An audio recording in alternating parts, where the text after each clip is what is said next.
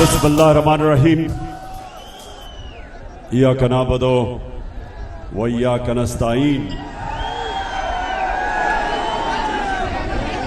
बेशाम, पहले तो हाथ खड़ा करके बताओ कि मेरी आवाज आप तक पहुंच रही है। शुक्रिया। अच्छा बेशाम, खास तौर पे मेरी कौम के नौजवान, मैं आपसे खास तौर पे मुखातिब हूं। नौजवानों, हमारा मुल्क आज से तकरीबन 75 साल पहले एक नारे के ऊपर बना था। मेरे साथ आपने बताना है कि वो नारा क्या था। पाकिस्तान का मतलब क्या? मेरा तेरा रिश्ता क्या? ला इलाहा इल्लल्लाह। यानी कि नौजवानों सुनो, सब हमारे दीन का राज ला इलाहा इल्लल्लाह में है। मतलब कि अल्लाह, तेरे अलावा कोई खुदा नहीं, और जो शिर्क है वो सिर्फ पत्थर के बुतों की पूजा करना शिर्क नहीं। शांगला के नौजवानों, पैसे के बुत की पूजा शिर्क है। झूठ बोलने के बुत की पूजा शिर्क है, और खौफ के बुत की पूजा करना सबसे बड़ा शिर्क है। क्योंकि खौफ एक कौम को, एक इंसान को गुलाम बना देता है। तो शोंगला के नौजवानों, याद रखना, कभी कोई बड़ा इंसान नहीं बना जो सबसे पहले खौफ के बुत को नहीं तोड़ता। तो जो कौम खौफ के बुत को नहीं तोड़ती वो गुलाम बन जाती है। और मैं आज आपके पास आया हूं पाकिस्तान की हकीकी आजादी की तहरीक के लिए। इस मुल्क को हकीकी तौर पे आजाद करना। और आजादी क्या है नौजवानों? आजादी क्या है? आजादी वो है जब कौम अपने लोगों के मफादात के लिए फैसले करती है, किसी और मुल्क के लिए फैसले नहीं करती, अपनी के लिए फैसले करती है। तो आप सबके लिए कि क्यों जरूरी है ये? अब पाकिस्तान में पेट्रोल और डीजल की कीमत बढ़ गई है।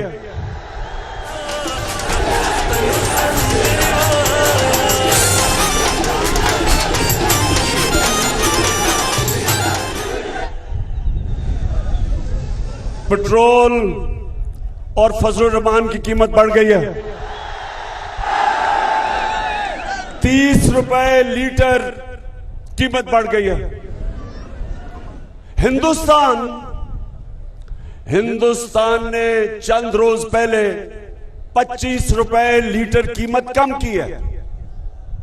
क्यों?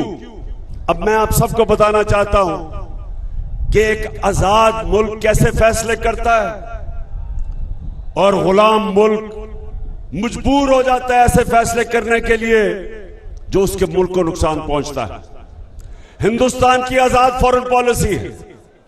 उन्होंने रूस से 30% कम पे तेल खरीदा है। हमारी हुकूमत भी रूस से खरीदना चाहती थी। साजिश के तहत हमारी हुकूमत चली गई। अब ये अमरीकनों के गुलामों की हुकूमत ने अमेरिका से डर के रूस से 30% तेल कम कीमत पे इसलिए नहीं ले रहा कि अमेरिका से इजाजत नहीं मिली।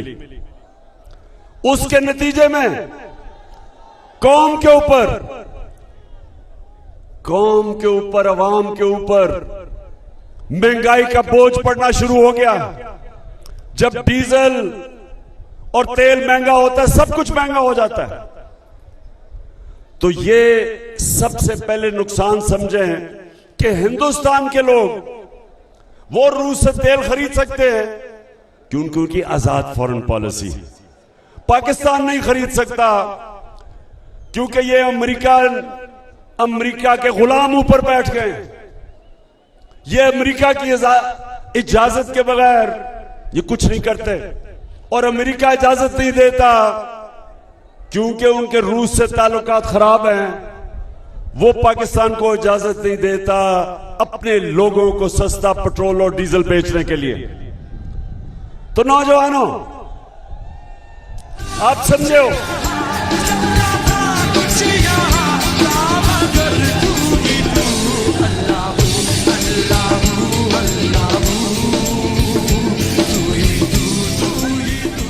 और ये सिर्फ यही नहीं कि कौम को नुकसान हो रहा है माशी तौर पे। एक कौम अपने नजरिए पे भी नहीं खड़ी हो सकती। एक पाकिस्तान का डेलीगेशन इस्राइल गया पाकिस्तान का डेलीगेशन। उसमें एक सरकारी नौकर भी है जो सरकारी इदारे में काम करता है। हिंदुस्तान से अच्छे ताल्लुकात करना चाहते हैं, जबकि हिंदुस्तान कश्मीरियों पर जुल्म कर रहा है। तो ये जो मुल्क की फॉरेन पॉलिसी है, ये मैं आपको समझाना चाहता हूं कि जब एक अमेरिकी साजिश के तहत ये अमेरिका के पुतले ऊपर बैठ गए, तो पाकिस्तान जो अपने नजरिए पे, जो नजरिए हमारा जो मुल्क का नजरिया था, जो कायदे आज़म मोहम्मद अली जिन्ना ने कहा कि हम कभी भी इसराइल को रिकॉग्नाइज नहीं करेंगे जब तक फलस्तीनियों से इंसाफ ना हो। ये कायदे आज़म ने हमें आज से तकरीबन 75 साल पहले ये हमारा नजरिया था और ये हमारी हुकूमत का भी नजरिया कि आप कभी भी इसराइल को नहीं मान सकते जब तक फलस्तीनियों से इंसाफ हो। लेकिन ये अमेरिका की गुलाम हुकूमत जो एजेंडा हिंदुस्तान, इसराइल और अमेरिका का है वो लागू कर रही है और ये होती है गुलामी। ना ये कश्मीर पे बात करेगा जो आपके पास अभी तकरीर करके गया चेरी ब्लॉसम शहबाज शरीफ। उसने सुना कहा मैं अपने कपड़े भी बेच दूंगा। कपड़े बेच देना चाहिए क्योंकि गंदम आटे की कीमत, आप मुझे बताएं कि जब से ये आए हैं आटे की कीमत किधर गई है? महंगा हुआ आटा, पेट्रोल, डीजल, बिजली महंगी हुई। तो उसने जब यहां खड़े होकर आपके सामने तकरीर की तो आपने उससे पूछना चाहिए था कि आप अमेरिका की गुलामी क्यों कर रहे हैं। तो वो उसने आपको जवाब, अगर सच्चा जवाब ये देता कि उसके और उसके खानदान के सारे पैसे मुल्क से बाहर पड़े हैं और उसको खौफ है कि अगर अमेरिका नाराज हो गया तो उनके पैसे चले जाएंगे। तो इसलिए शांगला, आज मैं आपसे वादा लेने आया हूं कि आपने मेरे साथ खड़ा होना है मेरे या हकीकी आजादी की तहरीक में।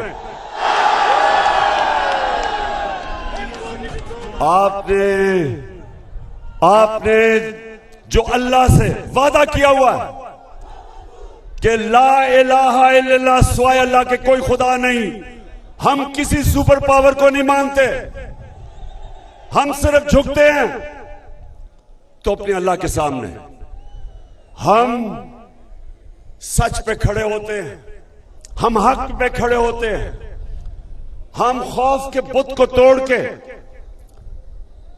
हम सिर्फ और सिर्फ अपने नजरिए पे चलते हैं। और इसलिए मैं आज आपको सबको तैयार कर रहा हूं। पख्तूनख्वा में मैं हूं, परसों तक अपनी तंजीमें तैयार कर रहा हूं, अपनी पूरी प्लानिंग कर रहा हूं कि इंशाअल्लाह ये जो हमारी आजादी की तहरीक है ये तब तक चलेगी जब तक साफ और शफाफ इलेक्शन ये हुकूमत नहीं करवाएगी। अच्छा, आगे मैं आज अपनी कौम के सामने, जरा ये आप नौजवानों गौर से सुनना आपने मेरी बात।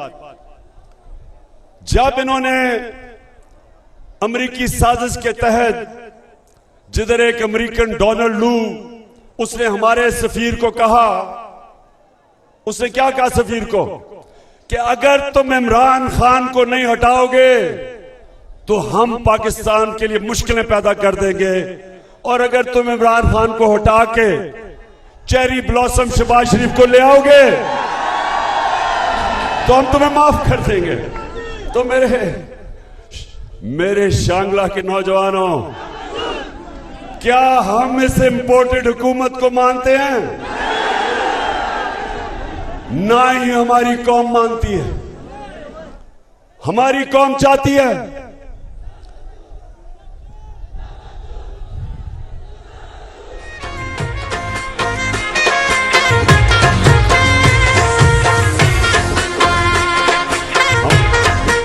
हमारी कौम चाहती है कि वो इस मुल्क में पार्टी इक्तदार में आए जो हमारी कौम की वोटों से आए। हम कोई बाहर की अमेरिका की उनके हुक्म नहीं मानते कि जनाब इमरान खान को हटा के तो इसको दूसरे को ले आओ, क्योंकि ये हमारी खिदमत करेगा, ये पॉलिसीज वो बनाएगा, ये वो पॉलिसीज बनाएंगे जो अमेरिका के लिए होंगी और अपने लोगों के मफादात के खिलाफ होंगी। जिस तरह रूस से तेल नहीं ले सकते, ये वो दोनों जमातें इक़्तिदार में थी जब 400 ड्रोन अटैक हुए पाकिस्तान पे। अमेरिका की जंग भी लड़ रहे थे और ड्रोन अटैक भी वो हमारे पे कर रहे थे, हमारे लोग मर रहे थे। और कई दफा इन दोनों की क़यादत ने एक दफा अमेरिका से मुज़म्मत नहीं की, बल्कि अमेरिका से ह्यूमन राइट्स की ऑर्गेनाइजेशन पाकिस्तान आई, उन्होंने यहां बैठ के मेरे साथ मुज़म्मत की, ड्रोन अटैक्स की। लेकिन इन गुलामों ने कभी अपने मुंह से एक दफा उस ड्रोन अटैक्स के खिलाफ आवाज नहीं बोली। कभी दुनिया की तारीख में नहीं ये हुआ कि जिसके लिए आप जंग लड़ रहे हैं वो आपके ऊपर ही अटैक कर रहा है और आपके लोग मार रहा है। 400 बम अटैक करता है जिसमें औरतें बच्चे मरते हैं, लेकिन कभी मुज़म्मत नहीं करते। इसलिए इनको वो लेके आए हैं। और इसलिए नौजवानों, हमने अपनी हकीकी आजादी की पूरी तहरीक चलानी है। और फिर से तैयार हो आप, खौफजदा तो नहीं होगे।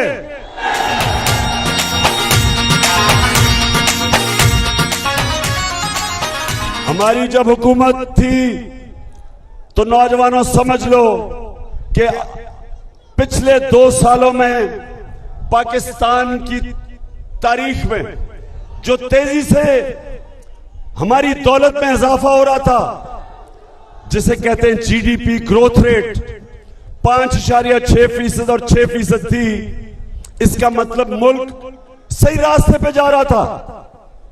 हमारे किसानों को कभी फसलों में इतना पैसा नहीं मिला और इतनी पैदावार नहीं हुई जो कि हमारे दौर में हुई। और इंडस्ट्री जिसके ऊपर रोजगार लोगों को मिलता है, हमारे दौर में 50 साल के बाद इंडस्ट्री ने तेजी से तरक्की करनी शुरू की। हमारा आमदनी बढ़ गई, हमारी टैक्स कलेक्शन बढ़ गई, हमारी एक्सपोर्ट्स बढ़ गई, हमारी ओवरसीज पाकिस्तान की रेमिटेंसेस रिकॉर्ड पे चली गई। यानी दौलत में इजाफा हो रहा था। तब इन्होंने साजिश करके हमारी हुकूमत कराई। तो मेरे नौजवानों, अब सवाल यह है कि जो आज हालात हैं, रुपया गिर रहा है, मुल्क की दौलत में कमी आ रही है, महंगाई बढ़ रही है, लोड शेडिंग के रिकॉर्ड टूट गए हैं। तो सवाल ये हम पूछते हैं कि जो भी इस साजिश में मुलव्विस थे, तारीख आपको भूलेगी नहीं, ना ये तारीख आपको माफ करेगी, ना पाकिस्तान की अवाम आपको माफ करेगी। वो लोग जिन्होंने जब तेजी से मुल्क और मुश्किल वक्त में कोरोना, जो 100 साल में एक दफा कोरोना एक मुल्क में, एक दुनिया में आया था, उस दौर में जिस हुकूमत ने अपने मुल्क को निकाला और तरक्की की तरफ ले गया, सारे बर्रे सगीर में सबसे ज्यादा रोजगार इस दौर में पाकिस्तान ने अपने लोगों को दिया। बल्कि पिछली हुकूमतों के मुकाबले में हमने सबसे ज्यादा रोजगार दिया अपने लोगों को। तो उस वक्त ये साजिश हमारे खिलाफ हुई, और आज जो लोग ऊपर आ गए हैं, नौजवान जरा सुनो, अब ऊपर आ गए हैं, वो इस मुल्क को तबाही की तरफ लेके जा रहे हैं। माशी हालात तो आज सबके सामने हैं। लोगों को खौफ यह है कि मुल्क का दिवालिया निकलने की तरफ मुल्क जा रहा है। जिस तेजी से रुपया गिर रहा है, कर्जे बढ़ रहे हैं, महंगाई बढ़ रही है, अगर इस वक्त ये मुल्क ना संभाला गया और इसका दिवालिया निकल गया, तो मैं आज पाकिस्तान की एस्टैब्लिशमेंट को पैगाम देना चाहता हूं कि सोवियत यूनियन दुनिया की 2 सबसे बड़ी ताकतें थी, अमेरिका और सोवियत यूनियन। लेकिन जब उनकी माइशत नीचे गई तो वो सोवियत यूनियन टूट गया। फौज, उनकी तकड़ी फौज उनको इकट्ठा नहीं रख सकी।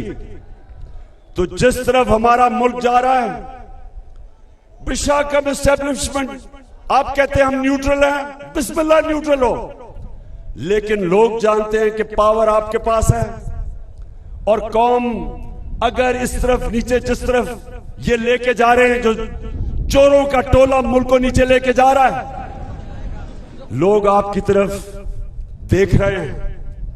और तारीख इस रोल को भी माफ नहीं करेगी कि मुल्क नीचे चला जाए और आप कहें हम न्यूट्रल हैं, और ये चोर जो कि अमेरिका की साजिश की वजह से ऊपर बैठे हुए हैं, ये मुल्क का दिवालिया निकाल दें। ये सिर्फ और सिर्फ इस मुल्क में 2 काम कर रहे हैं। अपने करप्शन के केसेस खत्म कर रहे हैं, नैब को खत्म कर रहे हैं जिधर इन सब के करप्शन के केसेस हैं। पहले जनरल मुशर्रफ ने इनके करप्शन के केस माफ किए जब उसने एनआरओ दिया, वो सारे माफ हुए। 10 साल में जो करप्शन उन्होंने की, अब ये उसके ऊपर एनआरओ मिल रहा है इनको। जब ताकतवर की करप्शन, जब एक माशरा ताकतवर डाकू को नहीं पकड़ सकता, मेरे नबी सल्लल्लाहु अलैहि वसल्लम ने कहा कि वो कौमें तबाह हो जाती हैं जो ताकतवर डाकू को नहीं पकड़ती और सिर्फ छोटे चोरों को पकड़ती है, वो कौम तबाह हो जाती है।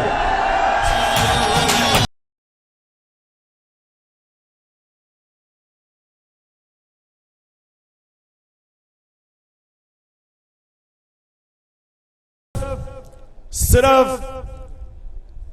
ये अपने केसेस माफ करवा के नैब का इदारा, एफआईए का इदारा सिर्फ तबाह नहीं कर रहे, ये सारे पाकिस्तान के इदारे जिसके ऊपर एक मुल्क खड़ा होता है वो तबाह कर रहे हैं। ये पुलिस का गलत इस्तेमाल कर रहे हैं, ये पुलिस का इस्तेमाल कर रहे हैं झूठे केसेस करने पे, एफआईआर करने पे, डराने धमकाने पे, पुरअमन एहतजाज के ऊपर जिधर औरतें बच्चे थे, इन्होंने जो जुल्म किया, ये सिर्फ पाकिस्तान में एक दफा हुआ था जो मुझे याद है, जब एमआरडी, पीपल्स पार्टी की एमआरडी की मूवमेंट थी, मिलिट्री डिक्टेटरशिप थी, तब जुल्म किया गया था लोगों पे। ऐसे पुरअमन एहतजाज जमहूरियत में हम सबका हक है, उसके ऊपर जुल्म करना किसी जमहूरियत में इजाजत नहीं देता, किसी जमहूरियत का आइन। तो ये वो लोग आए हैं जो, क्योंकि इलेक्शन तो वो जीत नहीं सकते, पब्लिक में तो वो निकल नहीं सकते, अवाम में जाते हैं तो उनको नारे लगते हैं चोर के और गद्दार के।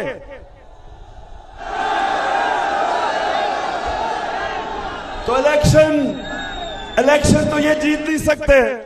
तो इसलिए अभी इलेक्शन कमीशन के साथ मिलके धांधली की पूरी तैयारियां हो रही हैं, हल्का बंदियां की जा रही हैं इनको जताने के लिए। पूरी साजिश हो रही है कि पाकिस्तान की जमहूरियत को तबाह किया जाए। और फिर मीडिया के ऊपर जो पाबंदियां, किसी जमहूरियत के अंदर इस तरह मीडिया के ऊपर पाबंदियां नहीं लगती। वो सहाफी जिनकी रेपुटेशन, जो मुहिब्बे वतन पाकिस्तानी समझे जाते हैं, उनके ऊपर केसेस किए जा रहे हैं। इमरान रियाज खान पे, अरशद शरीफ पे, समी इब्राहिम पे, साबिर शाकिर पे, IRY के ऊपर हर किस्म की, चाहे उसको कभी नीचे कर देते हैं, कभी ऊपर के लोग देख ना सके। बोल्ड टेलीविजन, उसका जो शोएब, उनका जो हेड है, उसके ऊपर केसेस। तो मैं अपनी कौम से आज ये कहता हूं कि जो ये हो रहा है आज मेरे मुल्क में, जमहूरियत को नुकसान, माइशत तबाह, महंगाई, अमेरिका की गुलामी, इदारों की तबाही, बड़े बड़े चोर अरबों रुपए की चोरी करके NRO चोरी माफ। तो मैं फिर आज अपनी सारी कौम को कहता हूं, आप तैयारी करें। मैं इंशाअल्लाह परसों मेरा दीर में जलसा है, उसमें मैं अपना अगला लाएमल दूंगा। सुप्रीम कोर्ट ने जो फैसला किया है उसके ऊपर हम स्टडी कर रहे हैं। आइन और कानून के बीच में रह के इंशाअल्लाह मैं परसों अपनी तहरीक का आगाज करूंगा। आगाज तो हो चुका है, मेरा मतलब अगला लाएमल दूंगा, और उसमें आपने तैयार होना है। तमाशी दिन विनवी में फलुना दी नवी स्पिन सहर नवी दजुन खुली रंगुना दी नन सर योजे दम दो गिल मंजरुना दी ताव शप मैदान दा तणो संदर वाया वाया वाया द पोख्तनो संदर वाया वाया वाया द पोख्तनो संदर वाया। आखिर में बेशाम के नौजवानों, मैं आज अब सबके सामने खड़ा होकर कहता हूं कि मुझे पहली दफा, ये मैं आज से एक वो इंसान जो तकरीबन पाकिस्तान के साथ साथ बड़ा हुआ है, तकरीबन मेरी उम्र पाकिस्तान जितनी है, मैं आज आपको सबसे अब इसका क्या कहूं कि मुझे जितनी खुशी है इस चीज पे, अपनी जिंदगी में जो मुझे खुशी हुई, जो मैंने इस्लामाबाद के अंदर 7 घंटे में लोगों को बाहर निकलते देखा, औरतें, बच्चे, फैमिलीज, और जिस तरह उन्होंने उस बाबरियत का मुकाबला किया, जिस तरह की टेयर गैस शेलिंग की गई, जिस तरह औरतों और बच्चों, बूढ़ों के ऊपर बेदर्दी से इस तरह शेलिंग की गई, दुश्मनों से भी ऐसे नहीं लोग करते। अंग्रेजों ने, एक जनरल डायर था 1919 में, उसने 150 लोगों के ऊपर गोली चला के उनको मार दिया, लेकिन हम गुलाम थे तब। गुलामों के ऊपर कोई बाहर से जो कब्जा करता है वो इस तरह की बारबरियत करता है, लेकिन जिस तरह ये जो हुकूमत है जिसमें शहबाज शरीफ और ये जो कातिल राना सनाउल्लाह,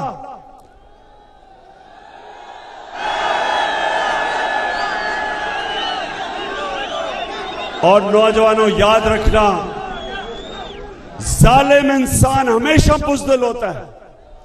सिर्फ बुज़दिल लोग इस तरह औरतों बच्चों के ऊपर जुल्म करते हैं जो ये उन्होंने किया।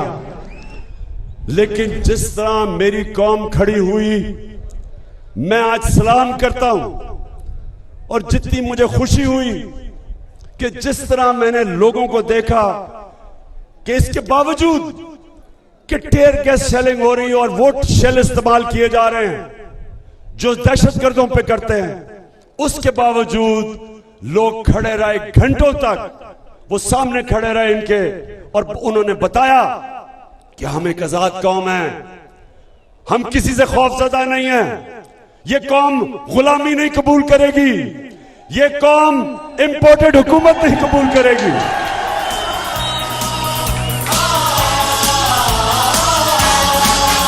आज मजलूम जालिम से टकराएंगे,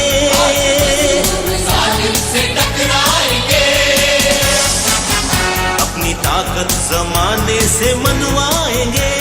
इंशाअल्लाह। नौजवानों, आखिर में मैं